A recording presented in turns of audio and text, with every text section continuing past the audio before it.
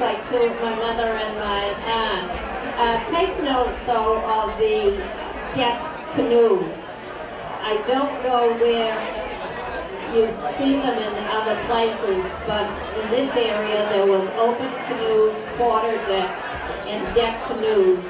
And the deck canoes had the sun canopy and a rack for the pillows, and there were 5 pillows for your back and 1 leather cushion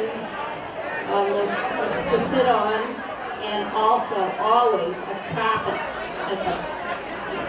across the width. This is another of the boat tow pictures.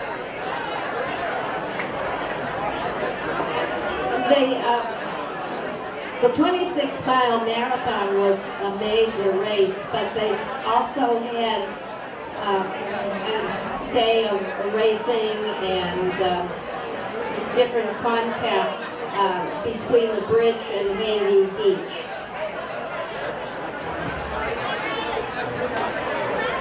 That is the sign of the present beach. The aerial shot, you can see to the left, that white, and it's marked Hayley Beach. Would you believe? It had beautiful sand. And it was a popular place to be. It was the end of the Charles River line, so people from Boston made an excursion to go swimming there. And Boston also had a police boat. And I believe we used to, most of the time, Nick Nickerson was the driver. This is from Hayley Beach looking across. Oh, I sure made it in tonight. This is probably my only bathing suit shot, but it was put in to show that the houses across the river are still there, and there was lots of sand for children to play in.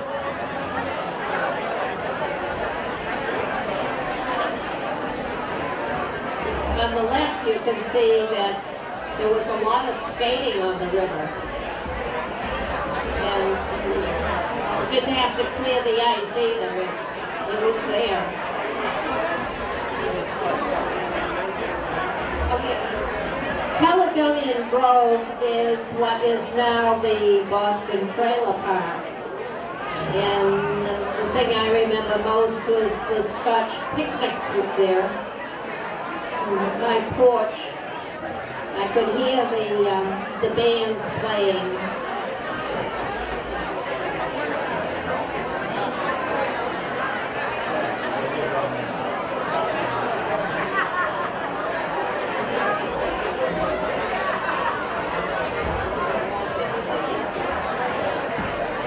Bingham's Greenhouse up Violet Avenue, I believe.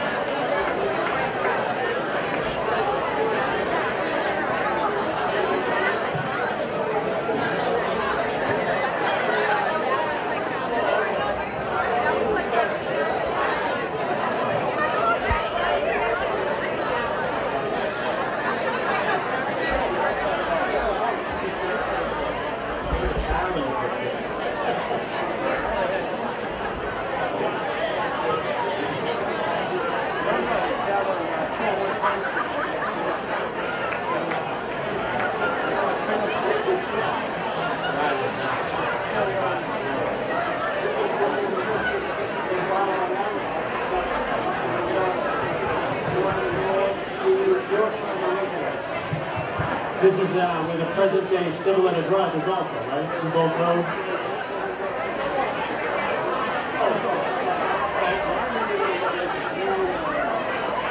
Sledding at Vokes Farm during the winter. If we weren't here right now, we'd be sledding over here. This is the Lynch Pit Farm.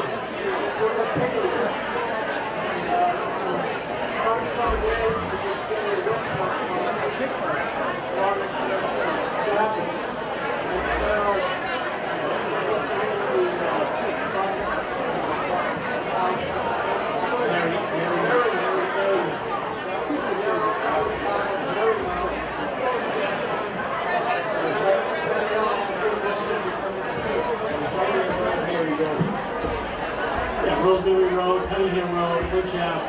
This is where this shot is. The White House is actually still there.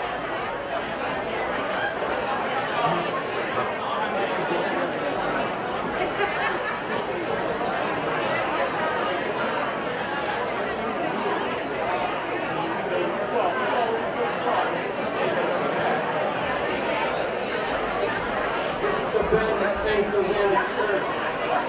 Going up Legion Street.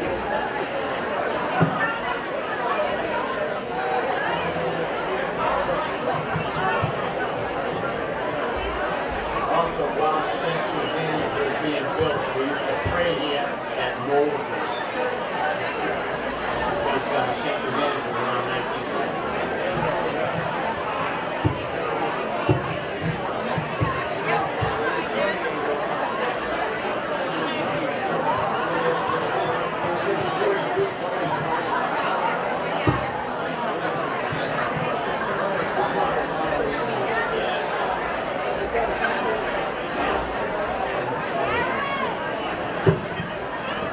This is a little show that was put on by the students of Riverdale School during the 300th celebration of the town of Dedham in 1936. Same shot that I shot a couple of years ago. I have no idea what this is. This was in the Boston Herald. Look at those boots.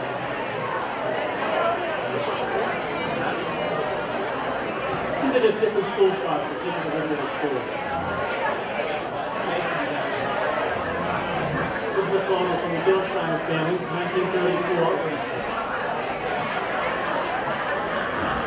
I had Miss Glavin, second year of class, Riverdale School.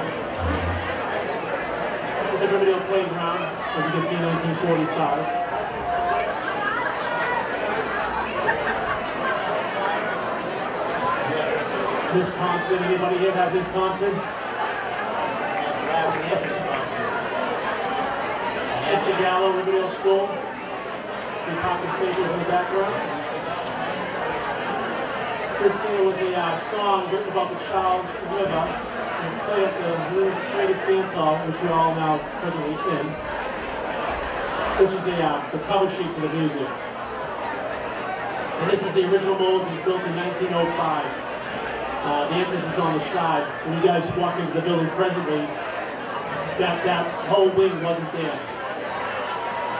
This is another shot, I think around 1914 I was told. As you can see, there's an addition put on with the front entrance that we presently have. You got the windows in the front of the building. There was windows up top, which hasn't been covered over a period of time. This is a band that played at Moses during, I'm not sure what year I'm going to say, probably the early teens or the early 20s. It says Joe Breck, the Prince of Peck.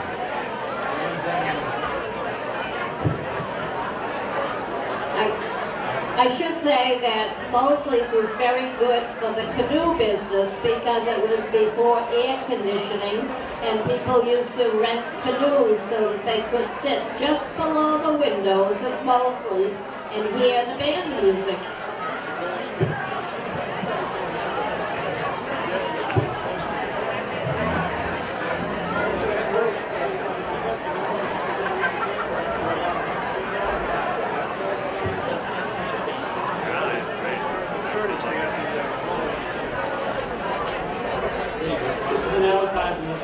Boston Post back in the, it was from the late 40s, early 50s. Don Dudley was a famous band leader. And I was told that he actually was a roommate of one of the Rockefellers in college, I think it was at Yale. That was the first band to play in the war. One that the Weinstein brothers. It was a very popular society. It was made for a very lot of wealthy people throughout the country who travel all over the country. They had dancing every Wednesday, Friday, and Saturday, free checking and parking, and come stagger a couple. Anything else? No, like it was bring your own. No, you couldn't because they had like five bouncers in Boston College, all playing all football players. That would just walk around. And somebody would, a lot of them would bring the bottle with a straw. And when they caught them, they just said, "Get your coat," and then they had a problem with it. This is a Moses Bar. This is I'm going to say the early 1900s. It's the soda bar, because back then that's all they did was sodas, ice cream, sundaes, and all that. Get yourself an ice cream, sit on the bench, and watch the people canoe. Nice hot day. This is an early shot of Mosley's, early 1900s. It's the no chandelier. You got no cover on the roof, on the ceiling. It's all open, exposed. No chandeliers. You get lantern lighting. You've got the ceiling fans. This song was written by Johnny McEntee. He was a famous band leader. It was about what was called Mosey Out to Mosley's.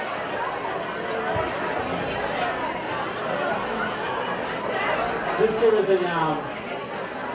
just a little schedule of events that went on. I was told this was during the 30s. As you can see, on Monday nights they had Carnival Night. Tuesdays was Bag Tag Night. Every Wednesday was a Lucky Ticket Night. Custard Eating Pie Night, river skating, which was roller skating at one time at Bowls, and then it's children's matinee, and then skating in the evening. This used to be where the blue curtains are right now on the perimeter of the building. These used to be up there at one time. I think it was during might have been during the 50s. This here is an article back in 1946 when the owners at that time bought the place. They were trying to get a liquor license.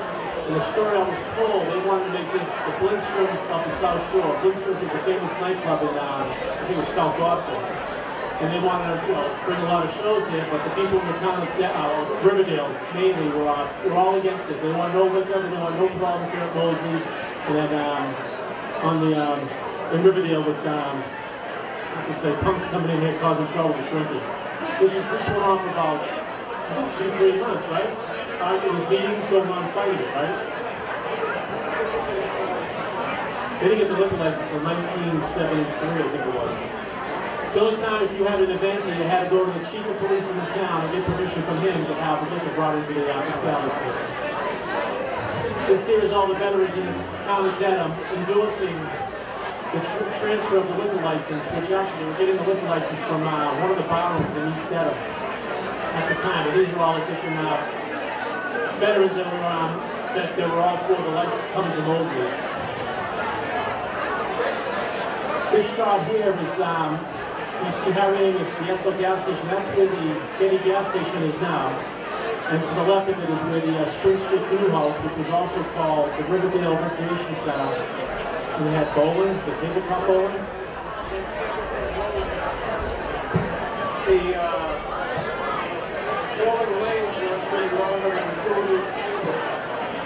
They fought on the side, pit centers in the back, and everybody in front. How many had a lot of things? How many pool tables they have? Good, here it is right here. This is the pool hall that was inside the Spring Street Canoe House, also known as the Riverdale Recreation Center. This is the tabletop bowling. This here is the where Precision Sound is currently. That's where Harry Amos moved his television and the actual gas station. Yeah, this is, I don't know what year this is.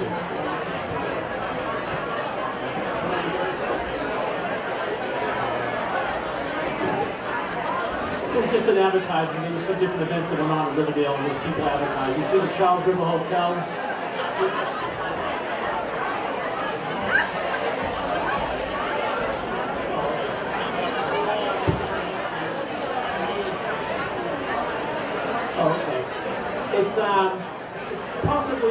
with the Charles River, the Brick House Cafe, that was the Charles River Hotel at one time. Here's more advertisements.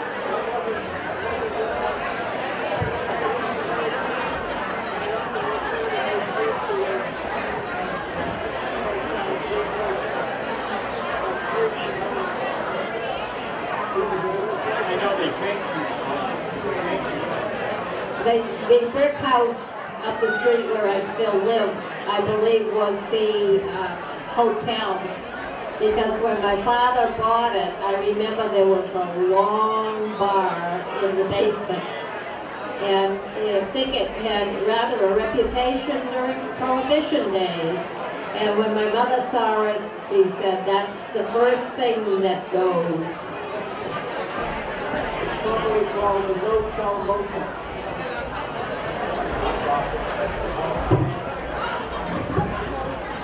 This day was a Riverdale thrift shop. I think it was back in the 70s. This is Harry Amos built this, I guess, for his wife. 7-Eleven during the blizzard of '78. The nice long lines to get yourself some bread and milk. Bolby's Variety, which is where the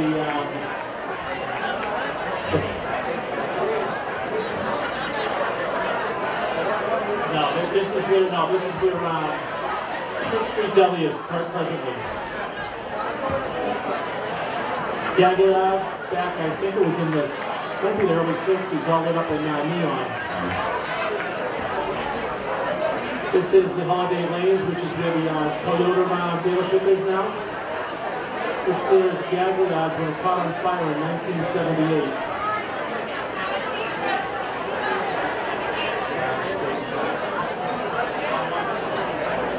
All right, these are this fire. This is fire of the Spring Street Boathouse, and I think it was May of 1946.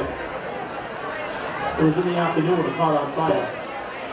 It was over $100,000 worth of damage for that time. There were all these very expensive war canoes were in there, plus other canoes.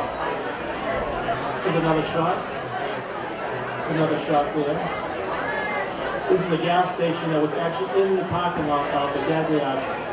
Actually, in America, the gas station wouldn't go up the boathouse. Oh yeah, exactly, yeah. That's another shop across the river.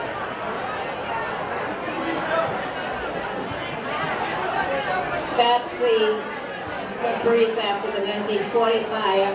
It started in Hammer Down's canoe house, which was this side.